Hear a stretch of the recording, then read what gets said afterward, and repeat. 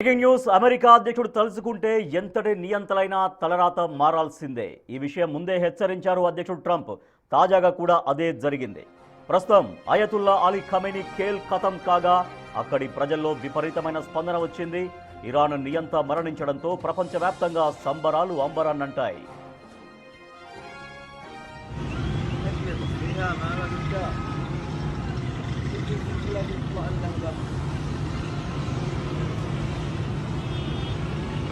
الجوي حقا عندنا. ايوه نصف الجوي مالك كله غاز وبترول. ఇదిలా ఉంటే Islamic Revolutionary Guards Corps commander Mohammad Pakpour మృతి చెందారు. మహమ్మద్ పాక్పూర్ ఇరాన్లోని పవర్ఫుల్ ఆర్మీ అధికారుల్లో ఒకరు. పాక్పూర్ మరణంతో అహ్మద్ వాహిదీని ఐఆర్జీసీ నూతన కమాండర్గా ఇరాన్ ప్రభుత్వం నియమించింది.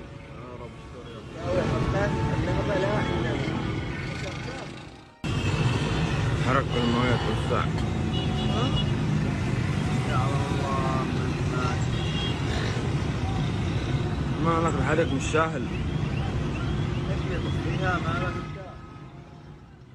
అమెరికా అధ్యక్షుడు తలుచుకుంటే ఎంతటి నియంత తలరాతైనా మారాల్సిందే. సో ఈ విషయాన్ని ముందే హెచ్చరించారు అమెరికా అధ్యక్షుడు ట్రంప్. ఇప్పుడు కూడా అదే జరిగింది. Khamenei, Iran supreme leader Khamenei కొన్ని దశాబ్దాలుగా అక్కడ పూర్తిగా నియంతృత్వ ధోరణితో వ్యవహరిస్తున్న ఖమేనీ మరణించాడు. ఖమేనీని మట్టుబెట్టారు. సో దీంతో మొత్తం ప్రపంచవ్యాప్తంగా ఉన్నటువంటి దేశాల్లో చాలా చోట్ల సంబరాలు అంబరాన్నంటున్నాయి. మనం చూస్తున్నాం అమెరికాలో, ఇరాన్లో, టెహరాన్లో, లండన్లో మొత్తం ఆ దేశ జాతీయ పతాకాలు చేతబూని రోడ్లపైకి వచ్చి ఈ నియంత అయినటువంటి ఒక లీడర్ ఖమేనీ చనిపోయినందుకు మొత్తం సంబరాలు చేసుకుంటున్నటువంటి విజువల్స్ మనం చూస్తున్నాం. ఇరాన్ నియంత మరణించడంతో ప్రపంచవ్యాప్తంగా సంబరాలు అంబరాన్ని తాకాయి. So Islamic Revolutionary Guards Corps commander Mohammad Pakpour కూడా దీంట్లో మృతి చెందారు. మహమ్మద్ పాక్పూర్ ఇరాన్లోని పవర్ఫుల్ ఆర్మీ అధికారుల్లో ఒకరు. ఒక్కసారిగా కొన్ని దశాబ్దాలుగా పూర్తిగా అణచివేత ధోరణిని అవలంబిస్తూ నియంతృత్వంగా వ్యవహరించినటువంటి ఇరాన్ సుప్రీం లీడర్ ఖమేనీ మృతి చెందాడు. సో దీంతో ఒక్కసారిగా ప్రపంచ దేశాల్లో ఓ నియంత నేలకొరిగాడు, నియంత మరణించాడు అంటూ ఒక సంబరాలు చేసుకుంటున్నటువంటి విజువల్స్ మనం చూస్తున్నాం. స్వయంగా ఆ దేశంలో కూడా, ఇరాన్లో కూడా ఖమేనీ మృతిని సెలబ్రేట్ చేసుకుంటున్నటువంటి పరిస్థితి మనకు కనిపిస్తోంది.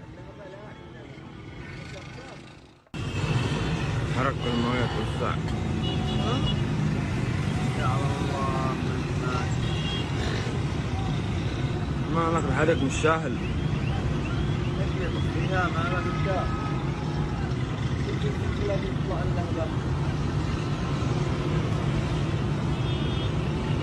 الجوي حقا عندنا احسن من عندنا الان نحن نصور.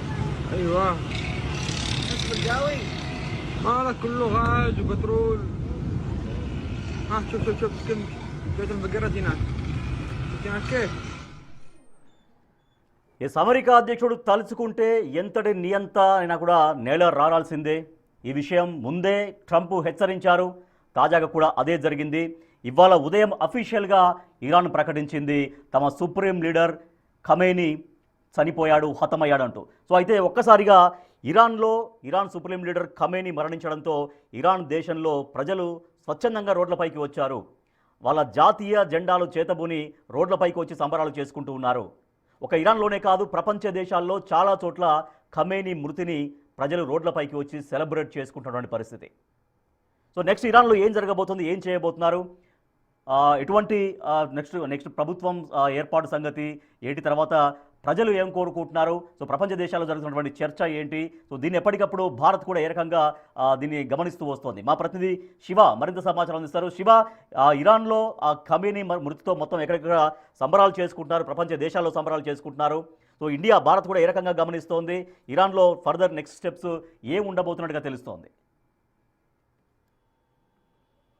రైట్, ప్రధానంగా రాజేష్, అమెరికా ఇజ్రాయెల్ చేసిన భీకర దాడి వల్ల అమెరికా దాడిలో మొదట ఏదైతే అణు ఒప్పందాలకు సంబంధించి చర్చ విఫలమైన కొద్ది గంటలకే, అమెరికా అధ్యక్షుడు ట్రంప్ ప్రకటించిన కొద్ది గంటలకే ఇజ్రాయెల్ దాడులు చేయడం, ఇజ్రాయెల్ టెహ్రాన్ లోని ఖమేనీ కార్యాలయంపై, ఆయన నివాసం ఉంటున్న కార్యాలయం ఏదైతుందో దానిపై 100 మిసైల్స్ ఒకేసారి దాడి చేయడంతో ఆ మిసైల్స్ దాడిలోని ఖమేనీ, మరోవైపు అక్కడున్న ఆర్మీ కమాండర్ కానీ ఐఆర్జీసీ ఇజ్రాయెల్ కి సంబంధించిన రెవల్యూషనరీ కమాండర్ చీఫ్ అందరూ కూడా ఆ దాడిలోనే చనిపోయినట్లు కూడా ప్రధానంగా ధృవీకరించారు. మొదట ఇటు ఇజ్రాయెల్ ప్రధానమంత్రి బెంజమిన్ నెతన్యాహు దీనికి సంబంధించి ప్రకటన చేశారు, ఖమేనీ మృతి చెందినట్లుగా. తర్వాత అమెరికా అధ్యక్షుడు ట్వీట్ చేశారు. కానీ అప్పుడు కూడా ఇరాన్ ప్రభుత్వం మాత్రం ఎటువంటి అధికారిక ప్రకటన చేయలేదు.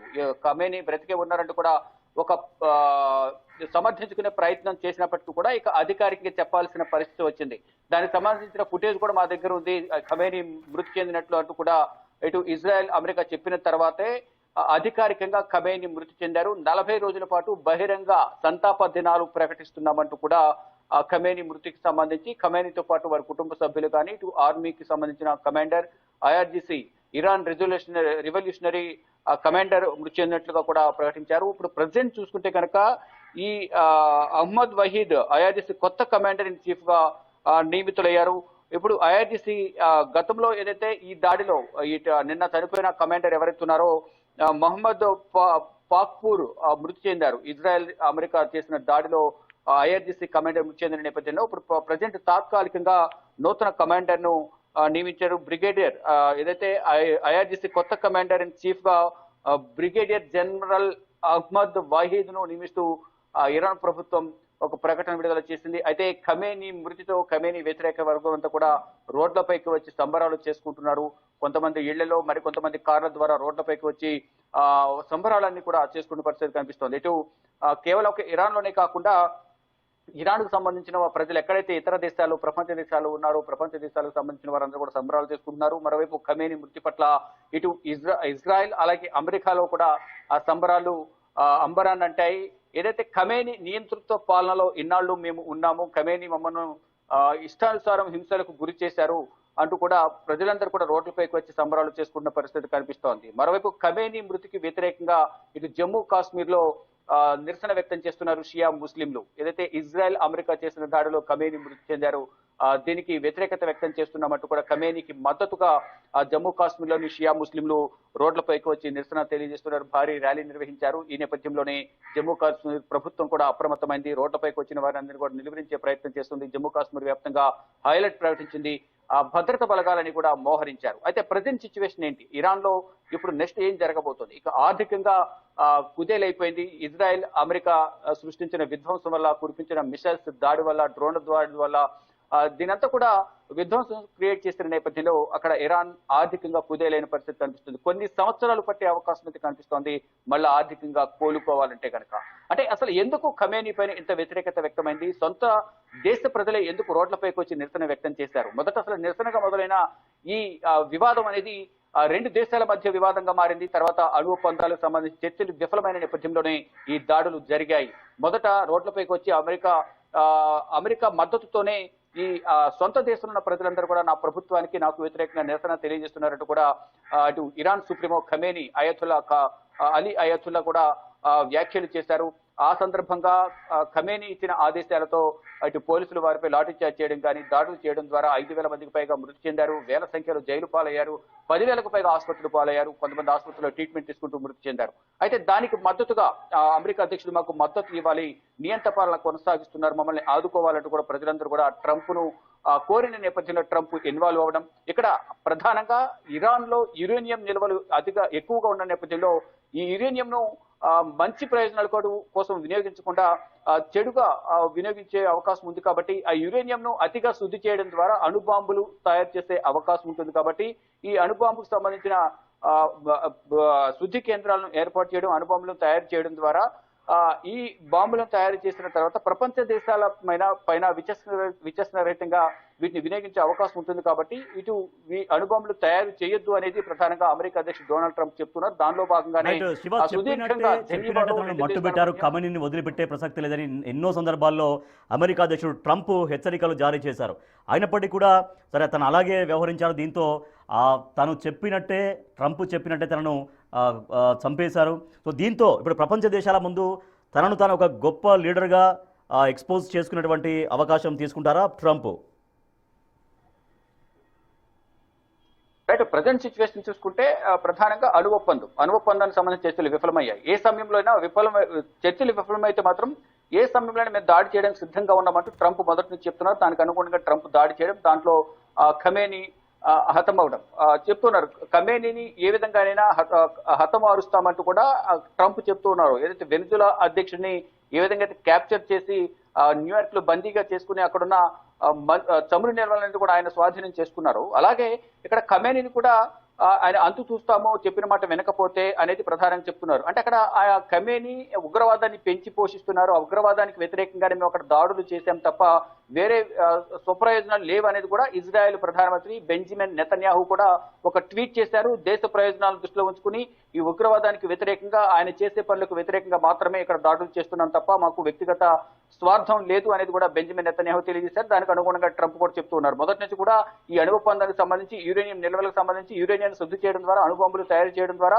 ఈ ప్రపంచ విధ్వంసానికి ఈ ఖమేనీ వినియోగించే అవకాశం ఉంటుంది కాబట్టి అణుబాంబులను వినియోగించొద్దు, తయారు చేయొద్దు అనేది కూడా ప్రధానంగా తెలియజేశారు. దానికి సంబంధించి చర్చలు విఫలమయ్యాయి. చర్చలు విఫలమైన నేపథ్యంలో దాడులు జరిగాయి. మొదటి నుంచి కూడా చెప్తున్నారు ఆ మాట వినకపోతే దాడులు చేస్తాం, ఖమేనీ అంతు చూస్తామంటూ కూడా ట్రంప్ వ్యాఖ్యలు చేస్తున్న నేపథ్యంలో మేము కూడా ప్రతిదాడి చేస్తామంటూ ఖమేనీ చెప్తున్నారు. దానికి అనుగుణంగానే జెనీవాలో ఒకవైపు చర్చలు జరుగుతున్నాయి. చర్చలు జరుగుతుండగానే ఇటు అరేబియా సముద్రంలో అమెరికా విధ్వంసం సృష్టించే అబ్రహం లింకన్ పేరుతో కూడిన ఒక యుద్ధ నౌకను మోహరించింది. దానితో పాటు భద్రతా బలగాలు మోహరించారు. యుద్ధ నౌకలు మోహరించే యుద్ధ విమానాలు కూడా సరిహద్దులు వెంబడి మోహరించున్నాయి. దానికి ధీటుగా మేము కూడా దాడి చేస్తామంటూ ఇరాన్ కూడా యుద్ధ నౌకలను మరోవైపు యుద్ధ విమానాలను భద్రతా బలగాలను మిసైల్స్ అన్ని కూడా మోహరించి ఉన్నాయి. ఏ సమయంలోనైనా మీరు దాడి చేస్తే మేము కూడా దాడి చేస్తామంటూ కూడా ఖమేనీ వ్యాఖ్యానించారు. అంటే మీరు మొదలు పెట్టారు మేము ముగిస్తామంటూ ఖమేనీ చెప్పినప్పటికీ కూడా ఆ ముగింపు అనేది అమెరికానే మళ్ళా ఇచ్చినట్లుగానే ప్రధానంగా ఇప్పుడు ఖమేనీ మృతి చెందిన దాన్ని బట్టి మనకు అర్థమవుతుంది. ఇక ప్రజెంట్ తాజా పరిస్థితి చూసుకుంటే కనుక భీతావహ వాతావరణం కొనసాగుతుంది. అంటే ప్రజెంట్ దాడి చేసేందుకు కూడా వారి దగ్గర అవకాశం లేకుండా పోయింది ఖమేనీకి కానీ ఖమేనీ ప్రభుత్వానికి కానీ. ఎందుకంటే దేశాధినేత చనిపోయిన నేపథ్యంలో ఇప్పుడు అధోగతి పాలైన పరిస్థితి అయితే ప్రజెంట్ ఇక్కడ ఇరాన్ వంతుగా కనిపిస్తోంది. ఇరాన్ దీన్ని మహా నేరంగా మహా పాపంగా అభివర్ణిస్తుంది. ఖమేనీని మట్టుబెట్టడం పైన ఖచ్చితంగా ఇంతకు ఇంత ప్రతీకారం తీర్చుకుంటామనే ఇరాన్ నుంచి ఈ సమయానికి వస్తున్నటువంటి ప్రకటనలు. సో దానికి అనుగుణంగా వాళ్ళ దగ్గర ఉన్నటువంటి ఇప్పుడు శక్తి సామర్థ్యాలు సరిపోయేటువంటి పరిస్థితిలో ఇప్పుడు ఇరాన్ కనిపిస్తోందా ఖమేనీ మృతి తర్వాత? ఇక ప్రపంచ అగ్రదేశాల్లో ఉన్న ఒక దేశమైన పెద్దన్న పాత్ర పోషిస్తున్న అమెరికా ఇప్పుడు దాడులు చేస్తుంది. దానికి సపోర్ట్ గా ఇజ్రాయెల్ ఉన్న నేపథ్యంలో ఇద్దరు కూడా సంయుక్తంగా దాడులు చేసిన నేపథ్యంలో ఇప్పుడు మొత్తం విధ్వంసం అనేది ఇరాన్ లో జరిగింది. కానీ మేము మళ్ళా తిరిగి దాడులు చేస్తాం, ప్రతీకారం తీర్చుకుంటామని చెబుతున్నప్పటికీ కూడా ఇది ప్రగల్భాలు తప్ప మేఘభావతు గాంభీర్యం ప్రదర్శిస్తున్నారు తప్ప వారి దగ్గర అంత సామర్థ్యం లేదు అనేది కూడా ఇటు అమెరికా ఇజ్రాయెల్ సంబంధించిన రక్షణ రంగ నిపుణులైతే చెప్తూ ఉన్నారు. కానీ ఒకవేళ ఇరాన్ మళ్ళా దాడులు చేయాలని చూస్తే మరింత విధ్వంసం అనేది జరిగే అవకాశం ఉంటుంది, మరింత ఆర్థికంగా నష్టపోయే అవకాశం ఉంటుంది. ఇప్పటికే ఆర్థికంగా వెనుకబడి ఉంది, ఆర్థిక నష్టాన్ని చవి చూస్తుంది. ఇప్పుడు దాడులు చేస్తే కనుక మరింత ప్రాణ నష్టం జరగవచ్చే అవకాశం ఉంటుంది, మరింత ఆస్తి నష్టం కూడా జరిగే అవకాశం ఉంటుంది. కాబట్టి ఎప్పటికైనా ఈ అణు ఒప్పందానికి సంబంధించి చర్చలు జరగాలి. చర్చలు జరిగిన తర్వాత అణు ఒప్పందానికి ఒప్పుకోవాలి అనేది ప్రధానంగా చెప్తున్నారు. ఈ అణు ఒప్పందానికి సంబంధించి చర్చలు విఫలమైన నేపథ్యంలోనే ఈ యుద్ధానికి దారి తీసింది. కాబట్టి ఇప్పుడు ఈ అమెరికాకు అనుబంధ దేశాలు ఏవైతే ఉన్నాయో ఆ దేశాలన్నిటిపై ఇరాన్ దాడి చేసిన నేపథ్యంలో దుబాయ్ కానీ జోర్దాన్, బెహ్రైన్, మరోవైపు సౌదీ దేశాలు ఏవైతే ఉన్నాయో ఈ దేశాలన్నిటిపై కూడా దాడి చేస్తున్న నేపథ్యంలో అక్కడ ఉన్న ప్రజలు కూడా తీవ్ర ఇబ్బందులు ఎదుర్కొంటారు. దాంట్లో భాగంగా అక్కడ ఎయిర్పోర్ట్లను కూడా చాలా దెబ్బతిన్నాయి. ఎయిర్ బేస్లు, ఎయిర్పోర్ట్లపై కూడా ఇరాన్ దాడి చేసింది. దానివల్ల అక్కడున్న సాధారణ జనజీవనం కూడా స్తంభించిపోయింది, రాకపోకలన్నీ కూడా స్తంభించిపోయాయి. ఇప్పుడు అమెరికా, ఇజ్రాయెల్, ఇరాన్ లో ఉన్న భారతీయులందరూ కూడా స్వదేశాలకు తీసుకొచ్చేందుకు ప్రయత్నాలు చేస్తున్నారు. కానీ ఇప్పుడు యుద్ధ వాతావరణం ఉంది కాబట్టి ఏ సమయంలోనైనా మళ్ళా అక్కడ రాకపోకలు కొనసాగిస్తే విమానాలపై కూడా అటాక్ చేసే అవకాశం ఉంటుంది. కాబట్టి ఒకవేళ ఇన్ కేసు అక్కడ నుంచి భారతీయులను తరలించే ప్రయత్నం చేసినప్పటికీ కూడా యుద్ధం అంటూ జరిగితే మళ్ళా ఇటు ఇరాన్ దాడి చేసే అవకాశం ఉంటుంది. ఈ నేపథ్యంలోనే ఆ విమానాలపై అటాక్ చేస్తే మిసైల్స్ తో విమానం పేలిపోయే అవకాశం ఉంటుంది. కాబట్టి దాంట్లో ప్రయాణించే ప్రజలందరూ కూడా ప్రాణాలు కోల్పోతారు. ఇప్పుడు సంయమనం పాటించి మొత్తం సద్దుమణిగిన తర్వాత ఇరు దేశాలతో మాట్లాడిన తర్వాత భారత ప్రభుత్వం అక్కడ నుంచి భారత్ను తీసుకొచ్చే అవకాశం అయితే కనిపిస్తుంది. తెలుగు రాష్ట్రాలకు సంబంధించిన ప్రజలు కూడా దుబాయ్, సౌదీలు, ఇతర దేశాల్లో కూడా ఎక్కువగా యుద్ధ ప్రభావం ఉన్న దేశాల్లో నివసిస్తున్నారు కాబట్టి వారందరినీ తీసుకొచ్చే ప్రయత్నం అయితే చేస్తూ ఉన్నారు. ఇటు రెండు రాష్ట్రాలకు సంబంధించిన ముఖ్యమంత్రులు కూడా కేంద్ర ప్రభుత్వంతో, విదేశాంగ శాఖ మంత్రితో కూడా మాట్లాడుతున్నారు. ఎప్పటికప్పుడు సమాచారం సేకరిస్తున్నారు. ఇక్కడ భారత ప్రభుత్వం కూడా ఇటు రాయబార కార్యాలయాలకు సమాచారం ఇవ్వాలి, మీరు ఎక్కడనో కానీ వారితో సంప్రదింపులు జరిపిన తర్వాత మీరు సురక్షితంగా ఉండండి కూడా చెప్తున్నారు. ఇక ప్రజెంట్ చూసుకుంటే కనుక ఖమేనీ మృతితో ఇరాన్ లో ఒక వర్గం శోకసంద్రంలో ఉంటే మరొక వర్గం సంబరాలు చేసుకున్న పరిస్థితి కనిపిస్తోంది. మొత్తంగా చూసుకుంటే Right. ఇప్పుడు ఇరాన్ లో మళ్ళా ప్రతి దాడి జరిగే అవకాశం ఉందని చెప్తున్నారు. ఒకవేళ ఇరాన్ దాడులు చేస్తే ప్రతిగా ఇజ్రాయెల్, అమెరికా కూడా దాడి చేసే అవకాశం అయితే కనిపిస్తోంది. Rajesh. Right, thank you Shiva. Israel అమెరికాలకి గట్టి వార్నింగ్ ఇచ్చింది ఇరాన్. కానీ మీరు మొదలుపెట్టారు, మేము యుద్ధాన్ని ముగిస్తామని చెప్పినటువంటి ఇరాన్ సుప్రీం లీడర్ ఖమేనీ కథే ముగిసిపోయింది.